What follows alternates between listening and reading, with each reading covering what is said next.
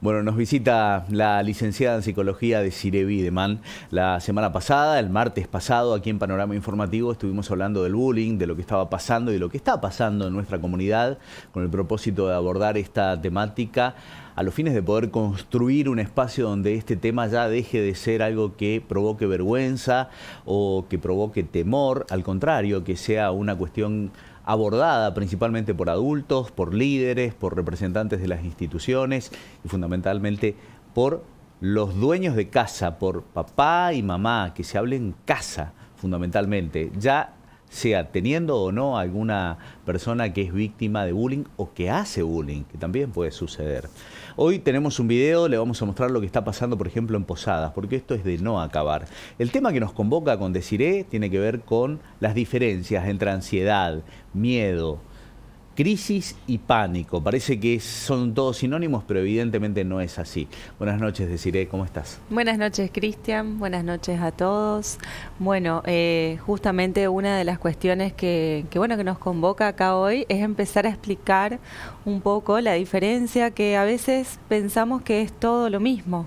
Cuando sentimos una emoción como el miedo, la relacionamos como que eso es lo que nos genera todos los problemas. Claro. Ansiedad, miedo, desencadena crisis de ansiedad, también podemos pensar en crisis de pánico. Y esto es un tema que me gusta conversar porque tiene mucho para decirse y que además son cuestiones que le pasa a mucha gente.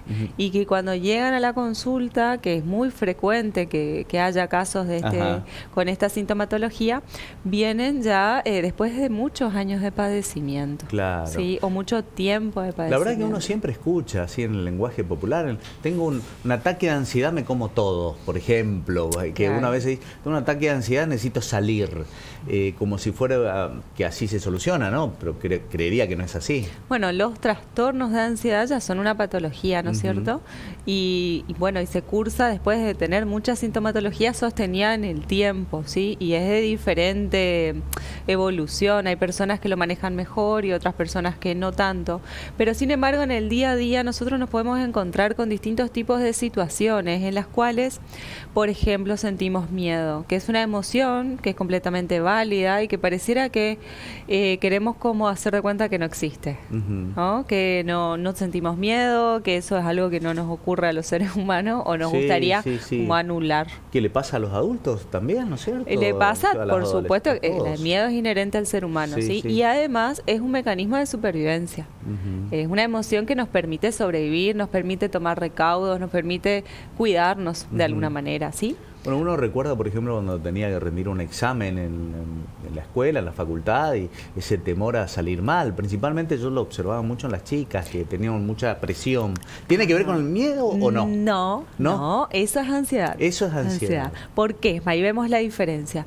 El miedo ocurre si yo me tengo que enfrentar a una situación, por ejemplo, ¿no es cierto?, me ocurre algo, me asusto mucho, estoy en la calle, alguien me quiere robar, por ejemplo, doy un ejemplo básico, ¿no?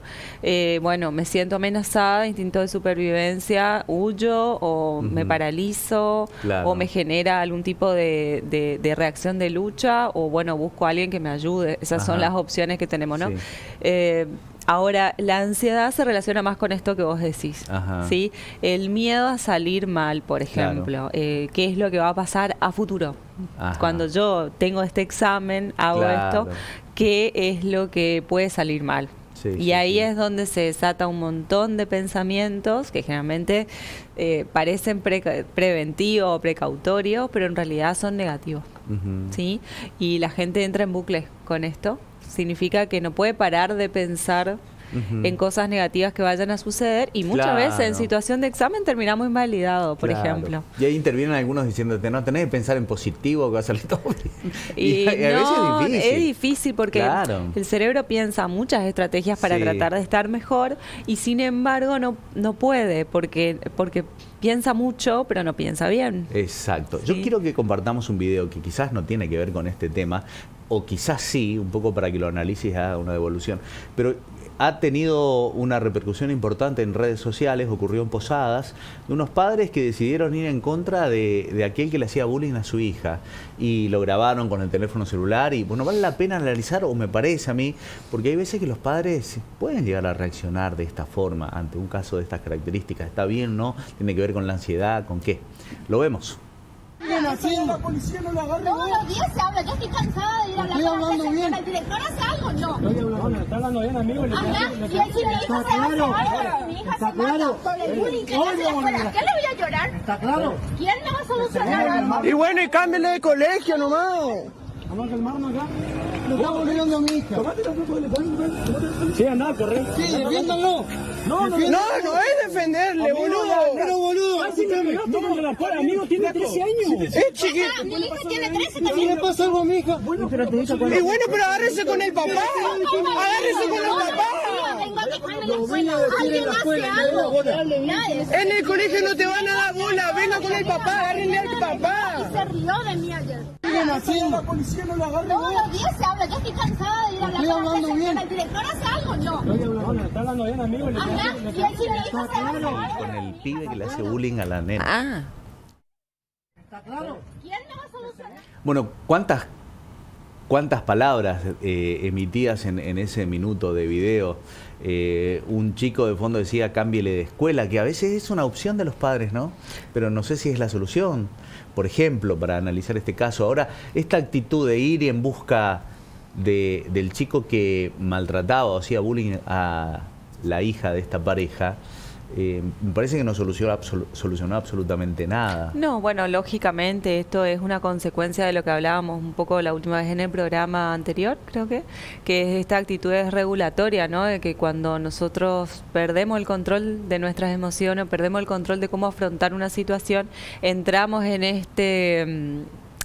esta forma de reaccionar que muchas veces no nos lleva a un resultado positivo, que en realidad nos genera enfrentamientos nomás con el otro, porque no podemos reflexionar, que sería el siguiente paso, ¿no? Poder reflexionar para calmarme, para poder plantear el problema, por más de que el problema no lo resuelvan la primera vez que voy a plantearlo, porque sabemos que los casos son complicados. Se lleva tiempo. Pero lo que pasa con las cuestiones que tienen que ver con nuestros hijos es que son activadoras.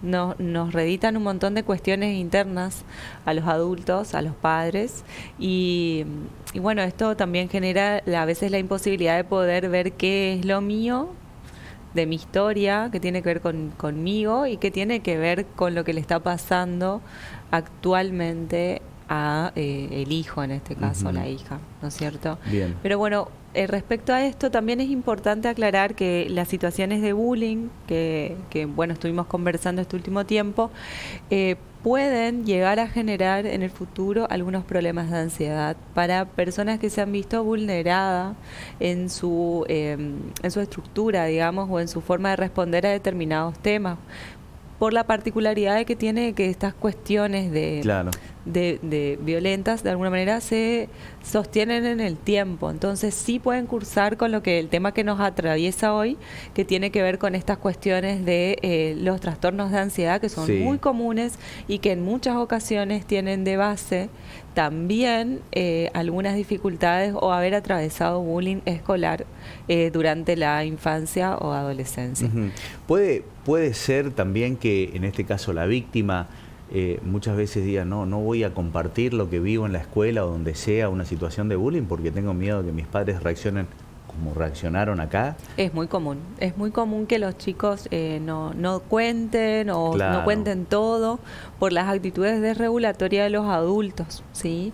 Entonces, bueno, si yo sé que en algún momento tengo padres que no pueden regularse bien, y por regularse me refiero, por ejemplo, a si le cuento algo se van a enojar en demasía o van a empezar a llamar a todo el mundo. Claro, hacer un escándalo. Claro, y yo voy a terminar muy expuesta, posiblemente generalmente los chicos instintivamente dicen, no, me guardo la información, y minimizan. bueno, minimiza o dicen, no, está bien, y en realidad ahí está al revés la situación, porque los que tendrían que hacer esto son los adultos. Claro. ¿Sí? Somos los adultos los que tenemos que tratar de bajar un poquito esa situación. Y el otro extremo tampoco es lo ideal, que los padres minimicen todo. O sea, hay que prestar atención. No, por suerte. Todo en exceso, en defecto, genera algún resultado negativo, ¿sí? Entonces también no poder, de alguna manera, no poder reaccionar adecuadamente o minimizar al punto en el cual no le estoy prestando atención a lo que realmente me está queriendo contar, tampoco es bueno, ¿sí? Por ahí me gustaría cerrar con esto de que hay muchas personas que están padeciendo crisis de pánico actualmente. ¿Qué sería el pánico, entonces? El pánico es justamente esta prolongación en el tiempo de una ansiedad muy elevada. Y tiene manifestaciones más que nada de carácter de sensaciones corporales. Entonces la persona sí puede sentir que se ahoga, puede sentir que tiene palpitaciones, puede sentir que se le adormece el cuerpo, entre otras, o que siente como una presión muy fuerte en el pecho y siente que se va a morir, pero no tiene ni un síntoma, ninguna correlación física que diga que realmente le va a ocurrir esto con una enfermedad. Entonces ahí, y le ocurre más de una vez, no es que la primera es una crisis de pánico y se terminó, no. Esto generalmente tiene antecedentes de primero ansiedad elevada, ¿no? Generalmente algún miedo que vino y se fue, como reacción normal, emoción normal del organismo, y después, bueno, aparece la ansiedad. En esa ansiedad muchas veces hay muchas reacciones corporales, que por ahí es muy largo para explicar ahora también, y después las crisis de pánico son como la culminación de esto, por así decirlo. Ahora te consulto, ¿esto se soluciona con terapia o se requiere medicación? En algunos casos es necesario la medicación cuando lleva mucho tiempo desregulado el organismo, o cuando ya estamos en una ventana de hiperactivación, significa que estamos muy activados y nuestro organismo no encontramos las formas de volver a nuestro estado natural de tranquilidad. Y bueno, es complicado porque es incapacitante, la persona siente que no puede con sí misma y siente que se va a morir, o sea, realmente. ¿Puede suceder a cualquier edad o se da más en adultos, mayores? No, puede suceder en cualquier edad, le pueden suceder a los niños, le pueden suceder a un adolescente, le puede suceder a un adulto, nadie está exento. El tema es cuando uno siente que no puede afrontar las situaciones que le toca en la vida o no puede evitarlas. ¿Puede traer depresión eso a la vez o no? A la larga y sostenido en el tiempo, todas las dificultades para manejar la ansiedad pueden llegar a generar un cuadro de depresión. No siempre, porque a veces la persona busca ayuda antes, pero como digo, la persona trata de manejarlo esto de otras maneras. No es la terapia lo primero que buscan. Claro. Por eso te quería preguntar, ¿cuál es el perfil de la persona que pasa por esta situación? ¿Es negarse a que tiene un problema y decir esto es algo temporal, o sea, lo minimiza, o muchas veces dice, no, acá algo me pasa, busquemos una solución, ya, aunque no sea la terapia? Lo que pasa es que la persona que se maneja con una ansiedad por encima de lo esperable, lo hace mucho tiempo. Claro. Entonces, cuando aparecen en consulta, está normalizado esta cuestión de así afrontar las situaciones, ¿no? Entonces, cuando uno empieza a buscar en su historia, empieza a reconocer un montón de factores en los cuales había una ansiedad por encima de lo esperable para determinadas situaciones. Pero la persona funcionaba hasta que empiezan a aparecer determinados sucesos que exceden, que puede ser cualquier cosa, y puede ser realmente no hay nada que sea determinante, y aparecen las crisis de pánico, y ahí es donde la gente presta atención porque está lo físico involucrado. Claro, la última pregunta, después tengo que cerrar. Claramente, o me parece según lo que dijiste, la actitud de estos padres no fue la correcta en el sentido de ir a hablar con el otro chico que le hacía bullying a su pequeña, sino hablar con los padres primero, ¿no? Son cuestiones complicadas porque por supuesto que lo que se intenta resolver esto, si ocurrió dentro de la institución escolar, que lo resuelvan dentro de la institución escolar, y en el caso de querer hacer algún tipo de acercamiento, que siempre mediado con gente que pertenezca a la institución, porque bueno, esto nunca hablar con el menor, porque tiene consecuencias que pueden ser consecuencias legales también. Aunque en una primera instancia los padres pueden reaccionar así como exacerbados, enojados. Pero hay que calmarse. Sí, la idea es entender de que uno es adulto, ¿no? Y con eso, si uno espera la reacción del otro, la verdad que estaría bien, por lo menos, tratar de uno mantener control de la situación. Muy bien. Gracias, Desiree. Compartimos una pausa, tenemos más para contarles, por supuesto. Ya volvemos.